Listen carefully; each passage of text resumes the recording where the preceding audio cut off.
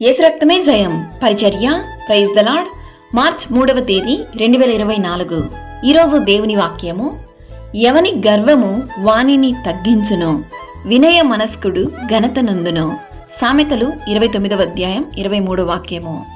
అవును క్రీస్తునందు ప్రియులారా, అతిక్రమములను దాచిపెట్టువాడు వర్ధిల్లడు, వాటిని ఒప్పుకొని విడిచిపెట్టువాడు కనికరము పొందును. గర్వము కలిగిన మనిషి దేవునికి దూరంగా ఉంటాడు. వాని గర్వమే వారిని నాశన మార్గమునకు నడిపించును. కావున యెహోవా భక్తులారా, మీరందరూ ఆయనను ప్రేమించుడి. యెహోవా విశ్వాసులను కాపాడును. గర్వముగా ప్రవర్తించు వారికి ఆయన గొప్ప ప్రతీకారము చేయును. గర్వము, అహంకారము, దుర్మార్గత, కుటిలమైన మాటలు నాకు అసహ్యములు అని దేవుని వాక్యం సెలవిస్తుంది. నాశనమునకు ముందు గర్వము నడుచును. కావున వినయము కలిగి సమాధానపరచు వారముగా ఈరోజు మొదలుకొని దేవునికి ప్రియమైన బిడ్డలుగా మనం ఉండాలి.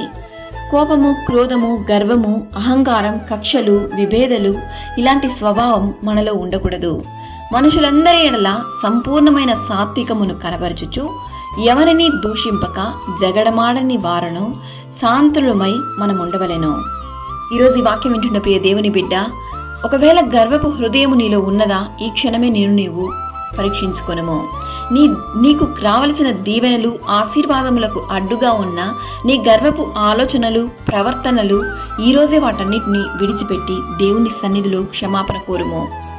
ఎవని గర్వము వానిని తగ్గించును, వినయ మనస్కుడు ఘనత నొందును. అట్టి వినయ స్వభావమును దేవుడి దినాన మనందరికీ అనుగ్రహించును గాక.